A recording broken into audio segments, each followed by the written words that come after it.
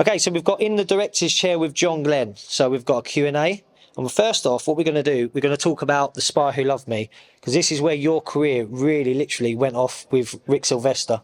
It literally went off the cliff. If everyone remembers the film, and I'm sure they do, it opens with a brilliant, even though modestly speaking, I shot it myself, a ski chase and a shot of Rick Sylvester skiing off this cliff. It was 7,500 feet drop, and he went off on skis. And I did a lot of research on what would happen. And what I didn't realize, well, I eventually realized when I spoke to Rick, is that once he went off, the skis would act like a parachute and would invert him. And that wasn't what James Bond should look like, upside down, out of control. So it took a lot of research, and we only ever had one opportunity. I was there for just over 3 weeks up on the Arctic Circle, and we had one day when we had an opportunity to shoot that scene, and we did it once, take one. Although he was contracted for 2 jumps for quite a lot of money, but not when you consider what impact it had on the film. It was $25,000 or something. And he supplied an assistant, and we weren't mountaineers, we were studio guys, and we had to climb up this slope. And I said to him, he cut some steps in the ice going up this mountain. And I said to him, do you think we could have a rope or something to hang on to? Because, I haven't really got much of a head for heights. In fact, I used to have an aversion to heights. And when you look down, you're 7,500 feet above the glacier. But the thing that you're on white, and it's white down below. And it isn't until the helicopter flies past 2,000 feet below you realize how high up you are. And it's a bit scary, I'll tell you. So I went up with a load, about 5 of us studio guys, and we went up to shoot that sequence. And Rick Sylvester, I must say, he was the least looking guy you could ever imagine playing James Bond. He was 5'6" or 7 at the most, and bespectacled, very, very quiet guy, the last person you think would be a daring do. And when it came to it, the guy was made of steel. It was quite amazing, the nerve he had. And as I say, we only ever had one opportunity to shoot that. And when we halfway through that shot, if you look at it in slow motion, you see that, in fact, he jettisons his skis. We had to put a special device on so he could get rid of the skis, otherwise he'd have been turned upside down. And when he eventually went into free fall, he eventually pulled his parachute, which is the Union Jack, which was terrific. And when the ski that he jettisoned caught up with him and actually nearly brained him as he went down. So that was a nasty moment I hadn't thought about. So we picked him up with the helicopter when he landed, and there was one of the skis was broken in half, lying beside him, and we brought him back up onto the top of the mountain, and the first thing he did was pulled his trousers down and crapped in the snow. I'm not surprised. But he was a wonderful guy and very modest. And it was the first time really that he'd performed that stunt as well, because he'd done it. We'd watched a similar stunt that he did in California, and he went down like a sack of potatoes. It looked terrible. It wouldn't have worked for a Bond film. But that was The Spy Who Loved Me, which was the first film that Cubby Broccoli produced on his own without Harry Saltzman. And there had been an interval of about 4 or 5 years since the last Bond, and it was really important that this film worked. Yeah. And Roger Moore, it was the first shot that we did on the movie was that jump. It cost $250,000 to do that one shot, and it was worth every penny.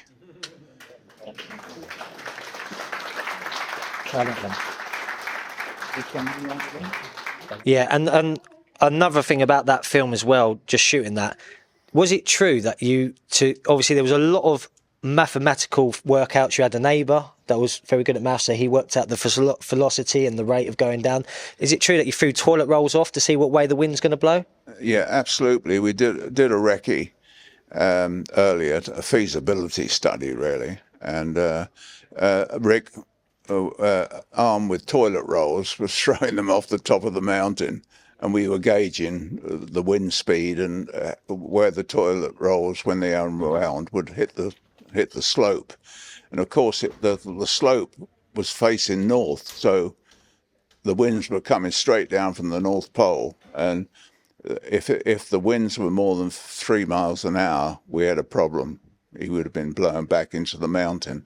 Yeah. And we didn't have a rope long enough, or I don't know how we'd ever got him down if his parachute had got hooked up on that slope. Yeah. And it was, in my opinion, and I'm sure a lot of people share the same belief, that it's probably the greatest stunt filmed in film history. I don't know about you guys, but I think it's the most iconic stunt from a James Bond film, Union Jack, and the way it was done in one take. And you only had, was it one camera, 3 cameras up there, but one camera shot it? We had 3 cameras. There was my camera, which was it was a perfect place to shoot from. It was a horseshoe shaped, and we were able to get an uninterrupted view all the way down from the top to the very bottom. So that was the key camera. Yeah.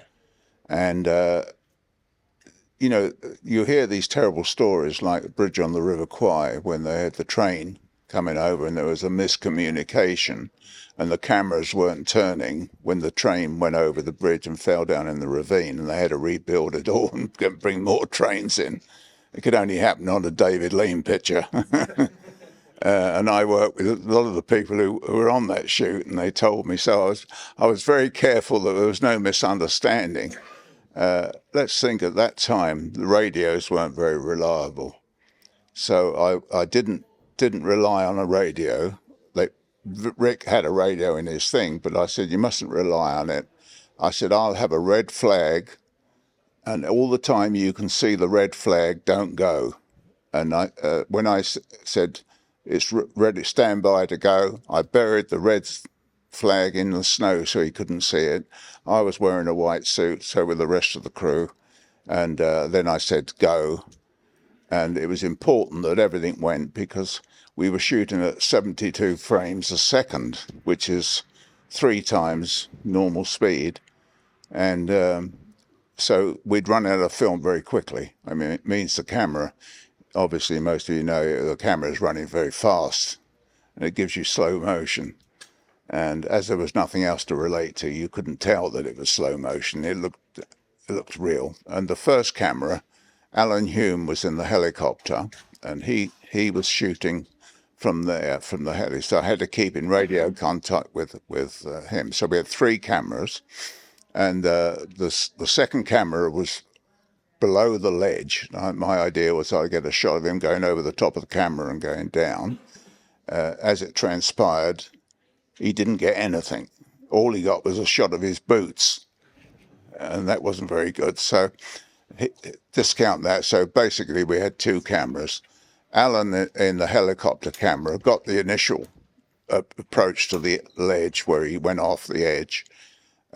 He got that, and then the helicopter pilot put the stick out, and the helicopter went into free fall, and then he re-engaged the rotor, and by some miracle, he was right. Rick was right in the middle of frame. It was unbelievable. So we had a lot of luck going for us as well, which you need.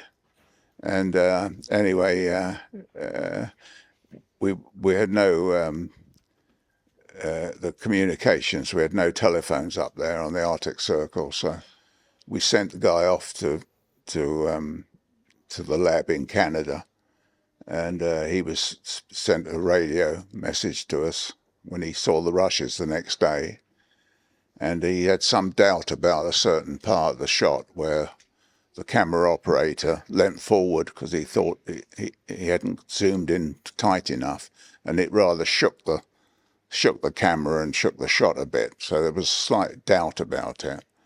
But he said, Rennie Dupont, who was watching the shot, he said to me, the most fantastic shot, he said, but something's happened. It's gone a little bit funny, but it's come back again. It's all right now, he said. So I thought, oh dear. So I said, but it's going to be okay. He said, yeah, I think it'll be okay. And what saved us was the fact we were shooting at 3 times normal speed. So a normal shake would have been terrible, but 3 times normal speed, it smoothed it out a bit, so it didn't look bad. So next time you see that shot, bear in mind that it nearly went all wrong there and then. But I think the most important thing on that shoot was we were 3 of us. There were 5 or 6 of us from England, and we were living in this sort of wooden shack hotel. The kids played all night up there because it never got dark. The sun just spins around the horizon all day and night. And all the Eskimo kids used to play in the street all night. At 3 o'clock in the morning, they were shouting and screaming. So we couldn't sleep. One of the crew got friendly with a local trapper, and they drank rather too much. And I was a bit worried about him. And I was kept watching him. I'm wondering whether he'd perform on the day. Everyone did, but as I say, he did just about. He was responsible for the shaking camera, but there you go. It all worked out. And the rest of the sequence I shot just in the mountains above St. Moritz in Switzerland with Willy Bogner. We shot the rest of the chase sequence there. Shot it in about 2 or 3 days. But even that had its problems because there was not an avalanche, but there was a huge snowstorm, and we got wiped out. We had 30 people on the slope, and we had 2 helicopters, and we couldn't get everyone out. And I went out on the last helicopter. The remaining crew were Swiss people used to the snow, and they built an igloo and stayed the night in the middle of this storm in a snow house that they built. And we took off on the last helicopter out, and it was quite terrifying because all the snowflakes were like snowballs. They were huge size, and they were just beating against the windscreen of the helicopter. And we tried to go one way and couldn't, had to turn back, then another way. And about the 5th one we went there, we managed to get through, and we eventually finished up in Italy somewhere, Switzerland, and we landed in a lunatic asylum, which was quite appropriate. And all the lunatics were hanging out the window, shouting and screaming at us. Ed, the guy that doubled for Bond, did the helicopter turn and whatever. The stunt. He was a world champion stunt skier, and he got so frightened we had to leave him in this hospital, in this lunatic asylum. While we went back on the train to St. Moritz, and he stayed there till the next day, and then we went and retrieved him. But he was wearing that yellow suit, that yellow ski suit, and his face was green. And it was an unusual combination. Oh, fantastic, terrific. Right, what we're going to do now, we're going to get out Tony Way and Terry Madden. Just talk about their time working with you, John, as fellow assistant directors, and you were at the time one of them. So if you could just give us a couple of memories working with John. Let's see. Although you thought the last one was bad, this one. He could be so awkward at times, couldn't he? Working with John was not like working with your normal Hollywood director. John was pretty much down to earth. He was one of the boys, I would say, literally just one of the boys. He was the director, and everybody had respect for him. But he had a very relaxed way about him. And I think, that obviously helped everybody along when we were shooting the films. It was great fun. And I always remember in Mexicali, we had the tanker sequence. And I think we had 5 tankers originally.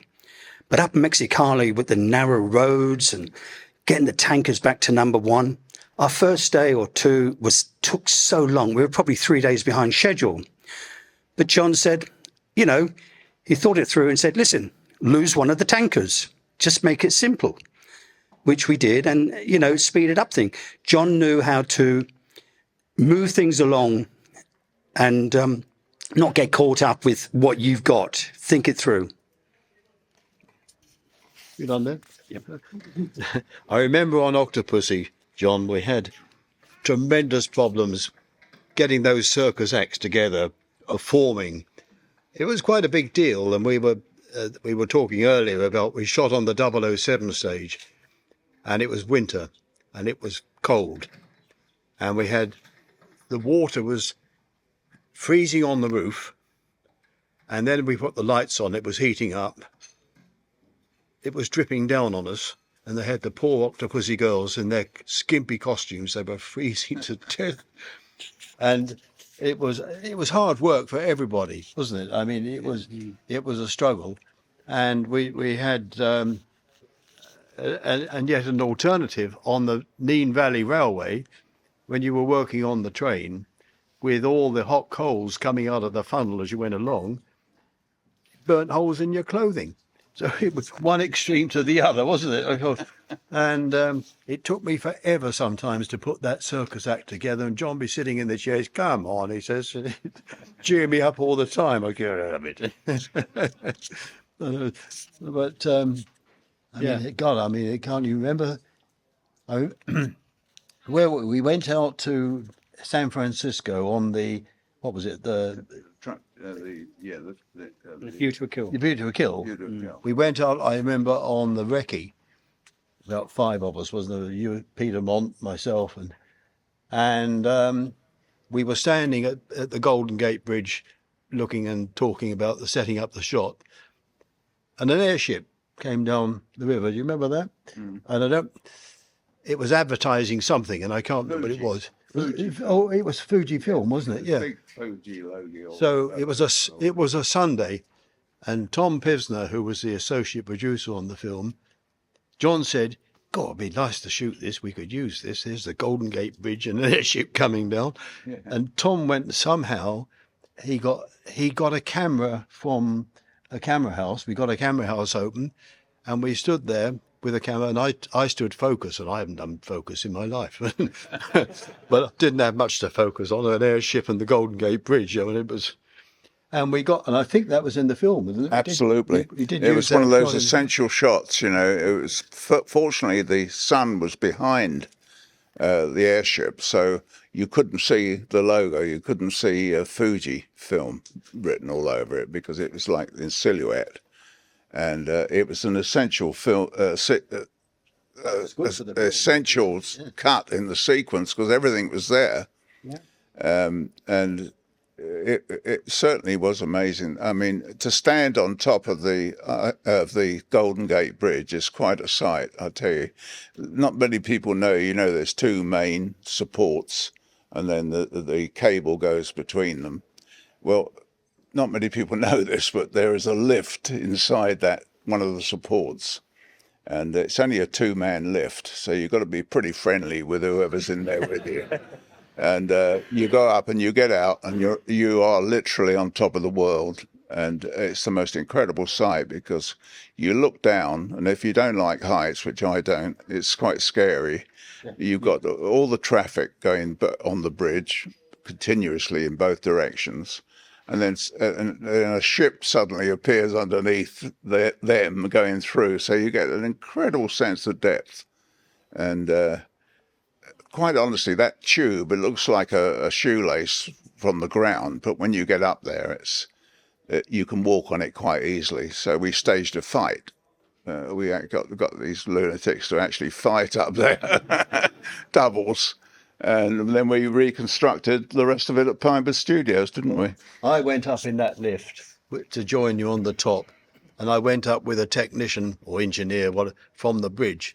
It turns out that he had quite a big gut, and you're standing in a tiny. And I was pressed up against this bloody guy with this big gut in my stomach. But John Richardson, you got out and called out on the girders, didn't you? Well, we set up a vision camera Yeah, about 100 feet down yeah. the main cable. He was, because those girders up there are, what, 4 feet across? They're pretty enormous. Yeah. An experience. There we go. Brilliant. Right, thank you, gentlemen. Right. Yeah, thank you very much. Okay, so now we're going to hand it over to Nick, and Nick's going to talk about the editing, how you first started getting into your film career. Yeah, I started off as I had no idea about films at all. I mean, I enjoyed films, but I had no idea I was ever going to be a film director. I had no sort of burning ambition, shall we say. And I was going to get a job in an office, which would have been terrible for them. I got on my bicycle and I cycled to Walton-on-Thames to the studio, a very small studio. And I spoke to the commissioner, and he said, "Oh no," he said. He looked at me. He said, "No, you're 6 feet tall." He said, "The uniform won't fit you for a page boy or office boy." They had a little green uniform, and you wore a little pillbox hat in those days. So he said, "No," he said, "but he said I'll call Shepperton Studios. It's a much bigger studio, and they have lots of messenger boys there. You might get a job." So, sure enough, he did that, and I cycled across, and I got an interview, and I was about to take another job when I got a message. We didn't have a telephone at home, which shows you how long ago it was. They sent me a letter for an interview, and I got the job as a messenger boy at Shepperton Studios. And what a fantastic, I was 14 years of age. What a fantastic childhood I had, going on the film sets and these exotic films, these big costume dramas. I'd go up in the gantry where all the electricians were, and we used to get paper clips and fire paper clips with rubber bands down to the actors down below. You know, we were terrible, got thrown off the set many times. And eventually I managed to survive that, and after another series of jobs, I stumbled into the editing rooms. And wasn't there a particular smell that drew you to the editing What room? attracted me was the smell of pear drops. Now, we used to splice film in those days, and we used to use amyl acetate, which smelt like pear drops, to join the film together. And so I started there as running around in the cutting rooms, just making a nuisance of myself, basically. And then eventually I managed to get a job as a junior assistant. Then we made a series of films, including The Third Man. You probably remember that film. It was a huge hit in its day. And I got a job as a junior assistant on the film. And when Joseph Cotton did all his footsteps in the sewer, I got the job of replacing his footsteps, echoey footsteps. Didn't you go down some stairwells to do this? Well, and then you went outside. Yeah. Today, for instance, this Graham Hartston, who's here, would tell you all you do to get an echo now is you just press a switch on the console and you can vary the amount of echo you get and what have you. But in those days, you had to actually make the sound. So there was a stairwell outside of the theatre, and I'd watch the shot of Joseph Cotton walking along, and then I would rush outside and they would record me from memory doing the steps, and that's how we did it. And it was optical film, which meant every time you made a splice in the film, there was a click used to go on the soundtrack. So I used to have to paint the noise out. You'd use what we call blooping ink, and you'd take a little line up to the join and a line out of it, and it would soften the sound, deaden the sound. So I became quite a specialist at blooping. I used to go, there was a bloop would come up on the soundtrack, and they'd send me upstairs to the projection box, and I'd get the paintbrush out, and I'd paint the join out. that was all part of learning the editing process. And I eventually progressed, after many years, I progressed to a sound editor, and I worked with Colin Millers here, and he'll tell you it's quite a complex job doing sound, and I sort of got sidetracked into sound editing, and it took me a long while to eventually get back into picture editing, which I managed to do on television, films, including Danger Man. Yeah, did some direction work on that, didn't you? I did. Yeah. I started editing, and after a while, I think Patrick McGowan used to use a Philly shave as a recorder. So we used to make up, cut some magnetic film into very thin strips and make a little spool where normally the shaver works. We had the spools, and Patrick McGowan would be doing something, recording something on this thing, and of course they didn't have time to get the pack lenses out and do those little insignificant but very important inserts. So they gave the job to me to go on with a small unit, 2 or 3 people, and shoot the inserts.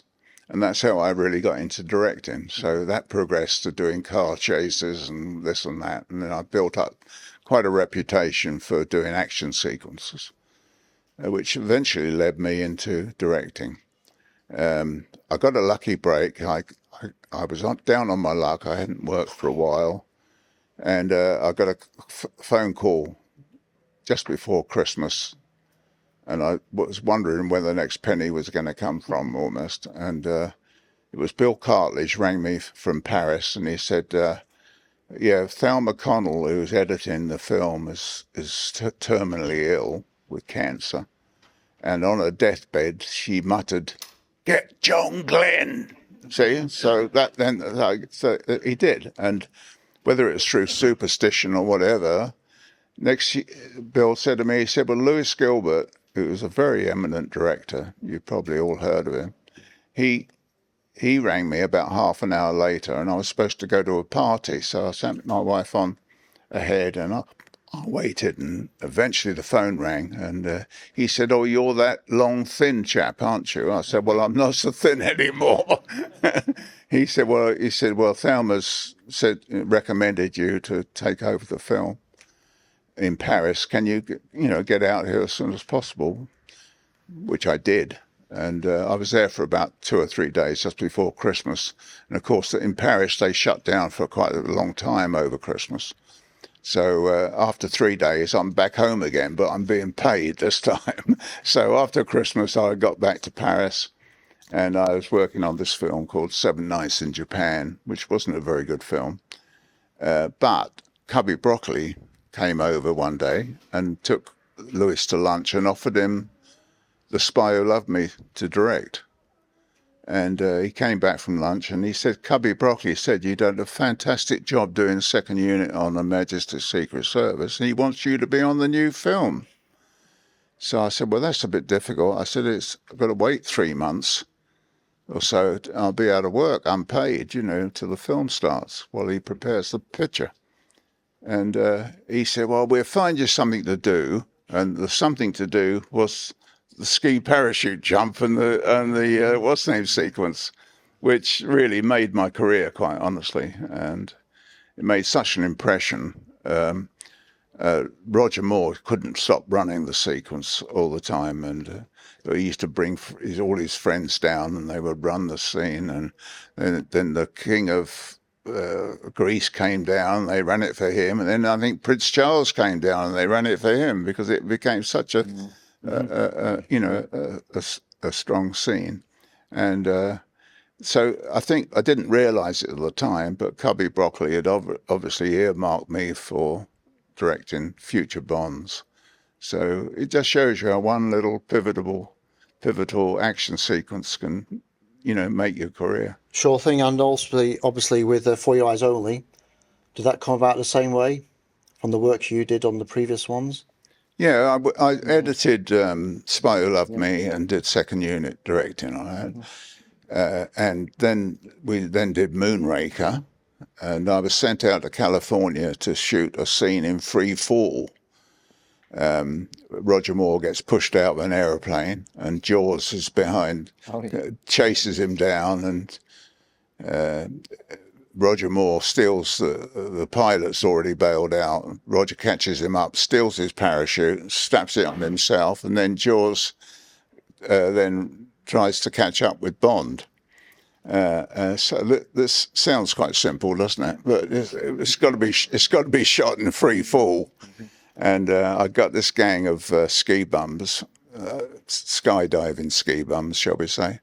And they were a great bunch of amateurs, really. They'd done the United States Olympics, the skydiving scene in the Olympics in America, and so they were pretty good at skydiving. Never made films before. And so I had to sort of teach them the fundamentals, if you like. And we used to have to rehearse the scene on the ground and then change their shoes because there was earth and stuff on it, and send them up in this aeroplane to do one little segment. And I think my editing skills came in very useful because I worked out a storyboard, and not one shot lasted more than 2 seconds.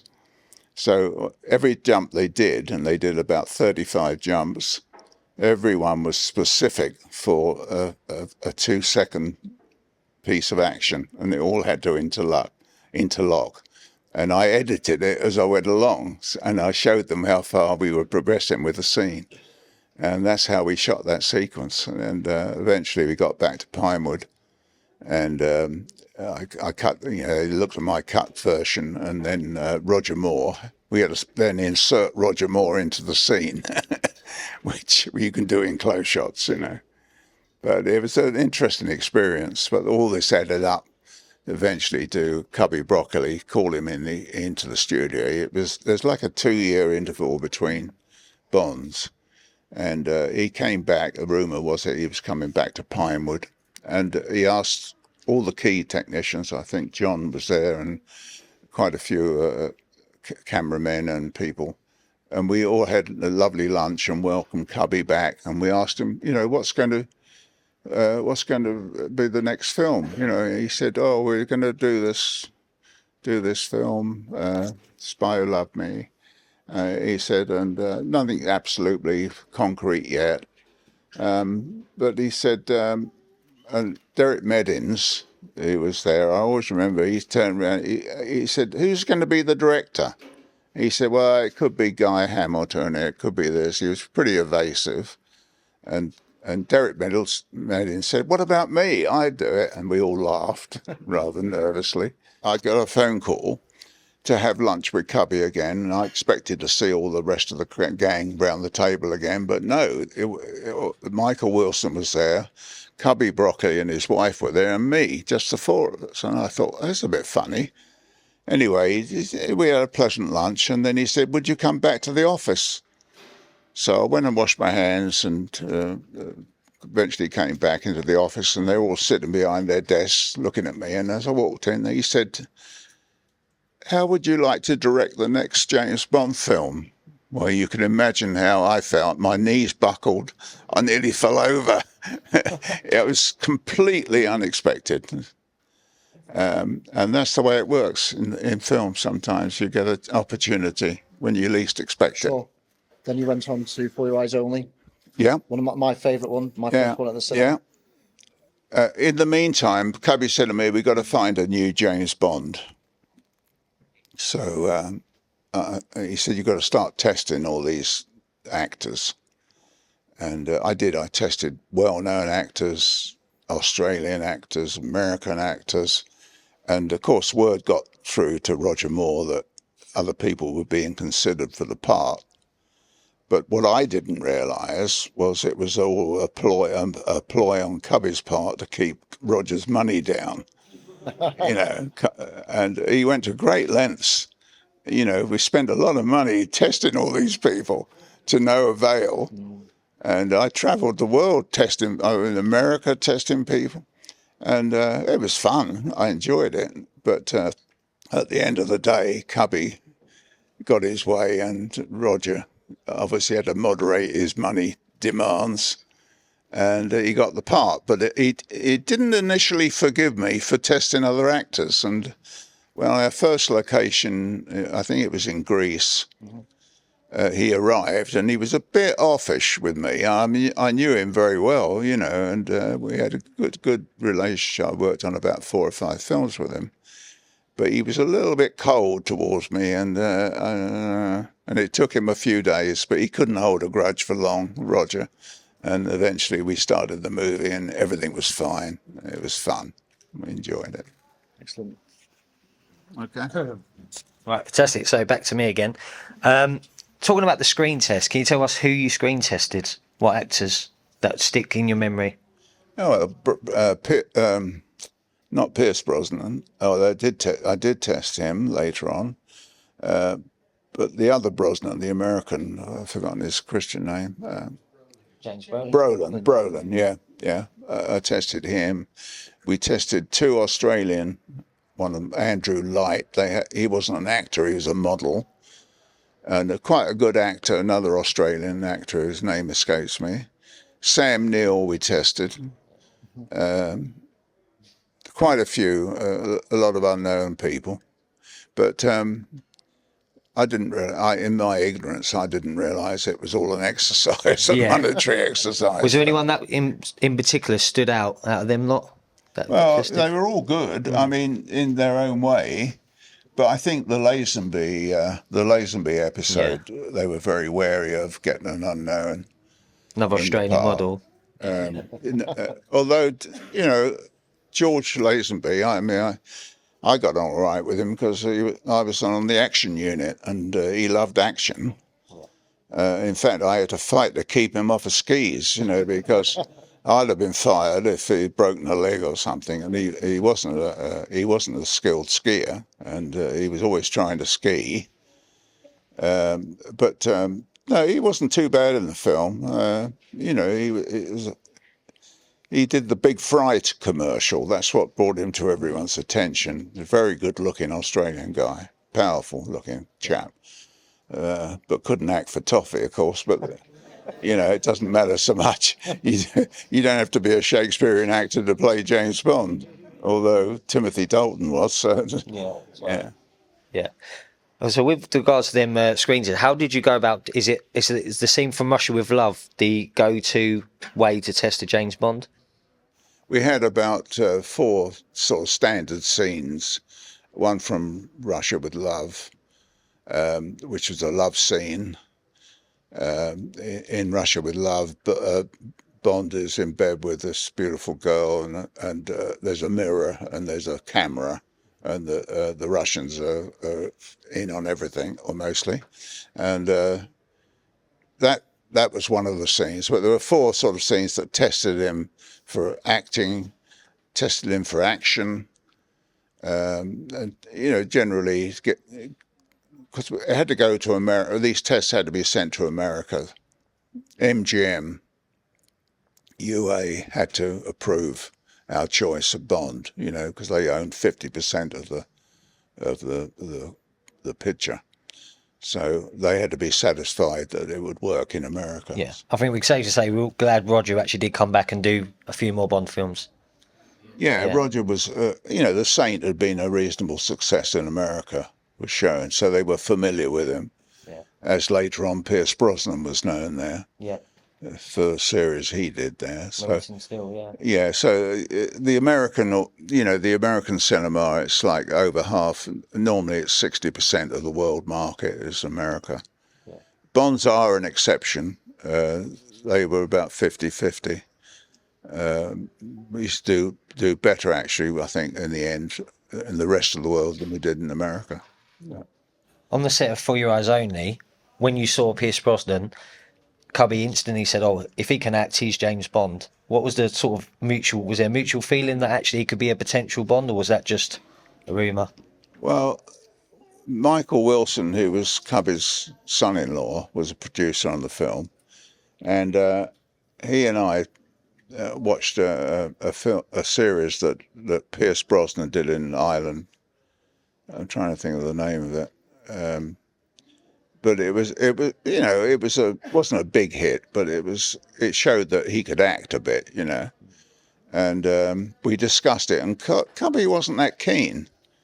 And we were looking for a Bond, and I said to Roger, "What about Pierce Brosnan?" And he said, "Well, I'm not sure it's right for it." So anyway, we didn't find anyone else, so he got the chance. So I tested him. I tested Pierce, and he was good enough anyway to convince them to take a chance on him. He's a very nice man, Pierce, and funnily enough, I met him earlier on the film on For Your Eyes Only. His wife, Cassie Harris, played a part. She was a very good actress. She was supposedly playing the part of a Greek princess. She'd finished up. She came from Bolton in Lancashire. She had an assumed accent, and of course during the love scene she reverts back to her Lancashire accent. So it was quite fun, and she was good. And Pierce visited her on the set, so he hung around for about a week. So I got to know him anyway before that. And then we shot these tests and sent to America, and it was approved. What we didn't know was that Mary Tyler Moore had him under contract for a further series or a further episode of the series they did. What was it called? Remington Steele. And when Mary Tyler Moore heard that he was going to play James Bond, she signed him back up. She said, "No, we'll make another episode of Remington Steele." So that rode him out, and it was a shame, really. But we had Timothy Dalton, and he come along the scene. Yeah, we got Timothy Dalton. He did a really good job. And he's very good. Probably the best actor we've ever had play the role. He didn't have the sort of... I suppose the truth is that you don't have to be the best actor in the world to play James Bond. You have to have a certain charisma, don't you? And a lot of fun. Roger was... from The Spy Who Loved Me onwards, I didn't care for the first two films he did, but certainly from Spy onwards, he really grabbed the plot, and he was such. I suppose he was the equivalent of I don't know. He had such humour, and he was light-hearted, and lots of laughs, and as in Octopussy, which. It was a lot of fun, had him dressed up as a clown and all sorts of things, which, people raise their eyebrows. Well, Roger always raised his eyebrows, didn't he? On the tiger scene as well. And the tiger scene, yeah. We had a lot of fun. I mean, I just enjoyed all that, trying to get humour. Oh, that's brilliant. And as you talked about Octopussy, we're going to invite Tony and David Mayer up just to chat about their time working with you, John, on the film. Okay.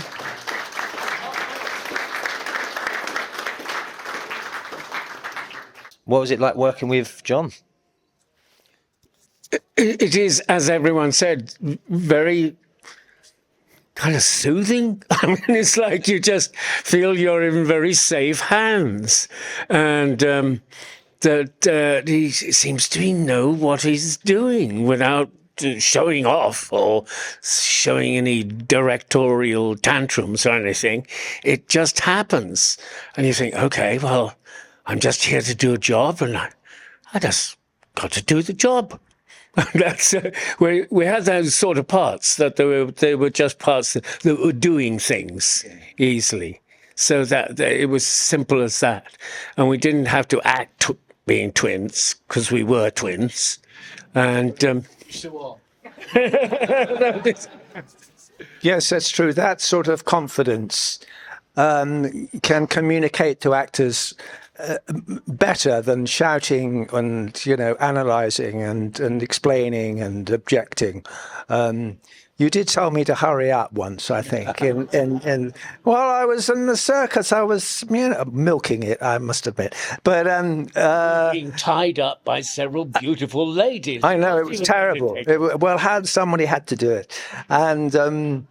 But yeah, that confidence, if you've got the part, so we believe you can do it, is so valuable and can communicate without words, and that's John's secret, I think.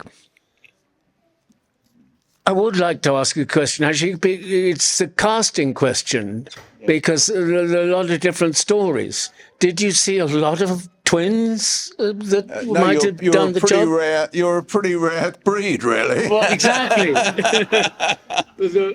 Yeah, we did cast our net around a bit, but we got all kinds of freaks and people turned up, and I think you were the first two. Well, you were actors. Yeah, and you've got a bit of a track record and what have you.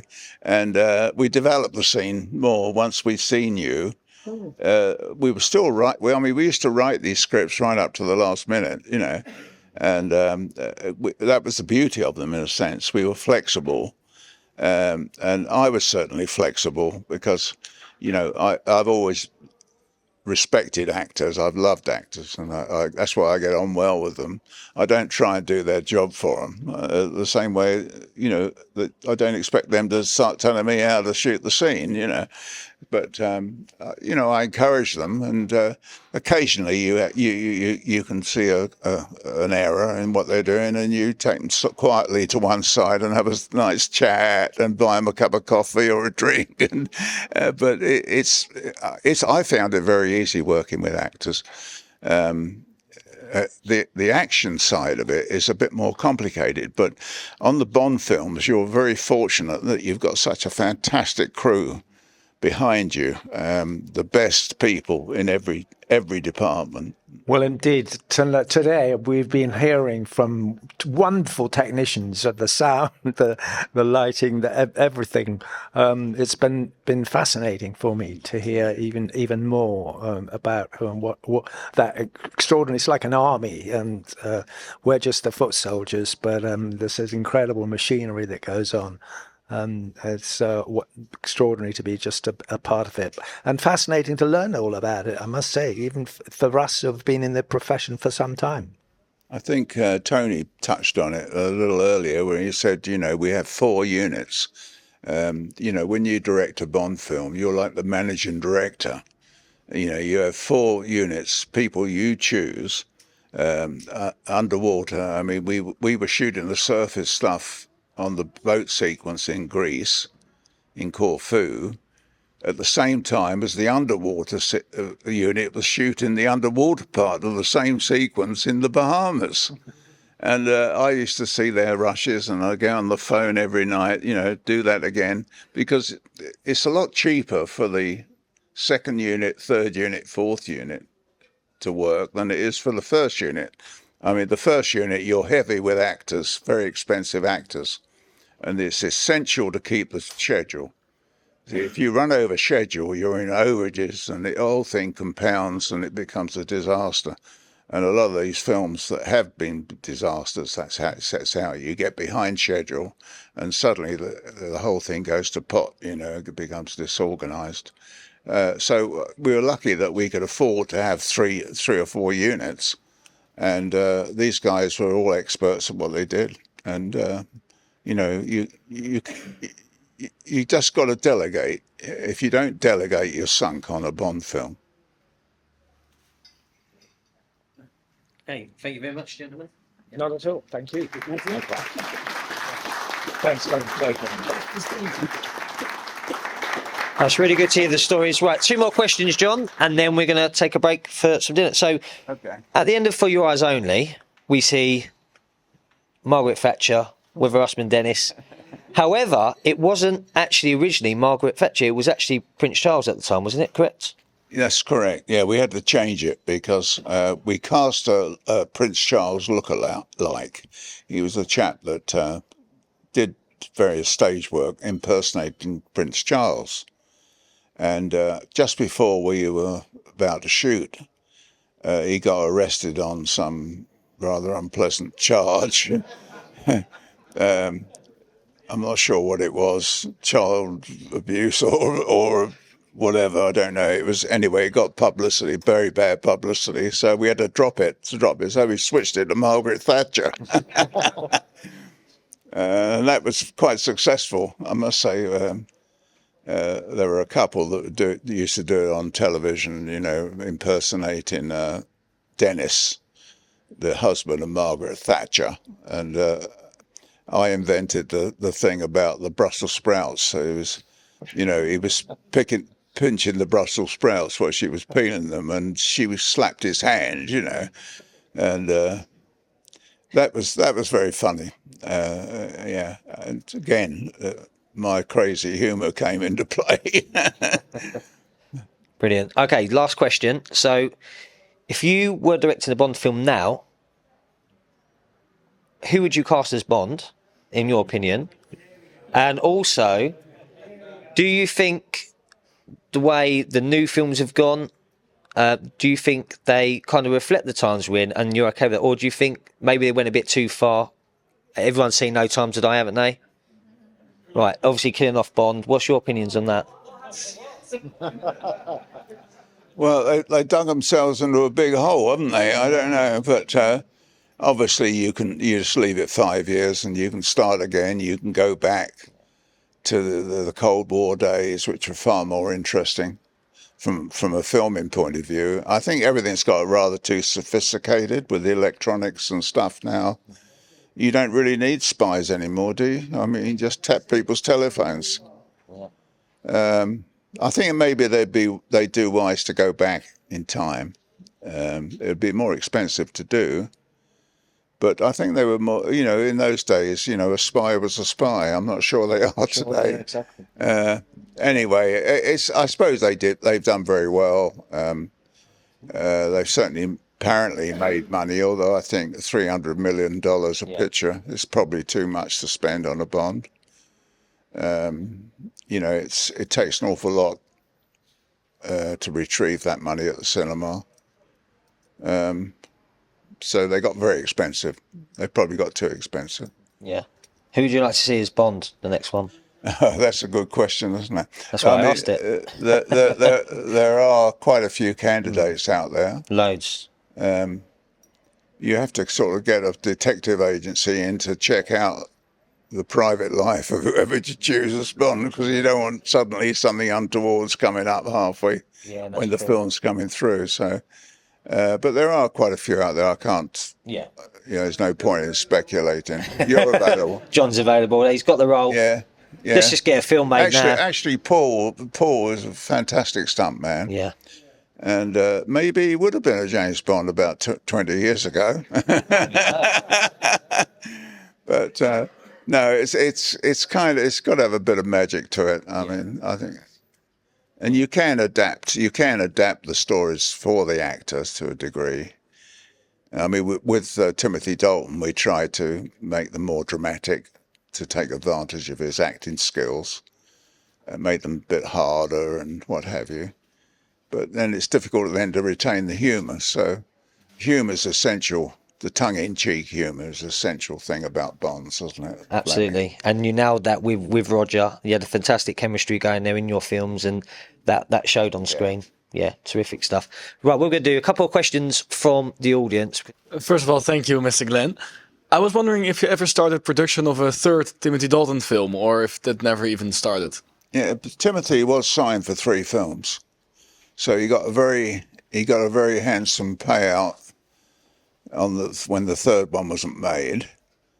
There was a hiatus; it went on for about 5 years. And they made a decision in America that they would get a new James Bond, a new director.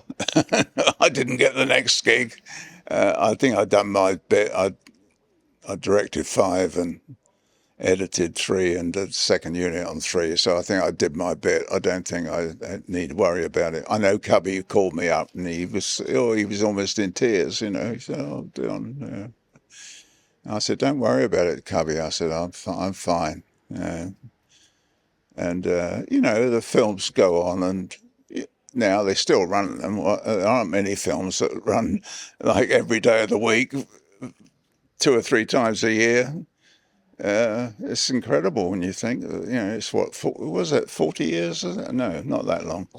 What is it, 90? Yeah, it's a long time. It's over 30 years. And they're still going strong. It's amazing, really. Must Yeah. have been doing something right.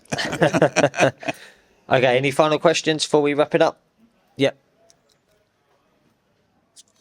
Yeah, hi, John. We heard earlier that you're one of the best storyboarders in the business. And I wonder when it came to shooting, how strict you were at sticking to storyboards that you created, or did you allow room for a bit of creativity on the day? And if so, how far would you allow that to go before it kind of got out of control? Are you a storyboard artist? No, not at all. I was just interested earlier on when he mentioned it, because I imagine in your role you have to be really strict at keeping it. But I wondered if you also were able to allow room for creativity on the day.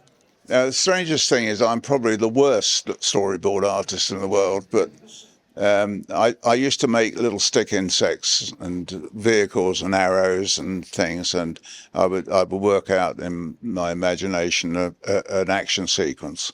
Then I would hire Roger Deere or whoever was available artist-wise, and they would come in and, believe it or not, I used to go through my sketches with them, and I'd explain the scenes, and they'd take it away and they could interpret my scribble. I couldn't believe it, but they would work. It would take maybe 2 or 3 weeks sometimes for them to draw us, and sometimes I employed 2 or 3 storyboard artists, because I was thinking I was ahead of them with my terrible sketches. But that's the way I worked. And the second part of your question, as I've explained before, Bond films have so many units; they're multi-unit films. So you have to stick to the storyboard, not rigidly. You can make variations, but you don't try and change the story. You know what I mean? So no, it's important that everyone knows what they're aiming for. And sometimes, most times, it comes out better than you could ever imagine it.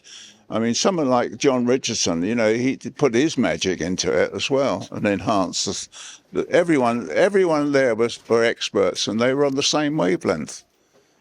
So, it was a very happy coordination of different departments, if you like, I mean, we always used to joke with John. I've done many films with him. I used to say he's very good at big bangs.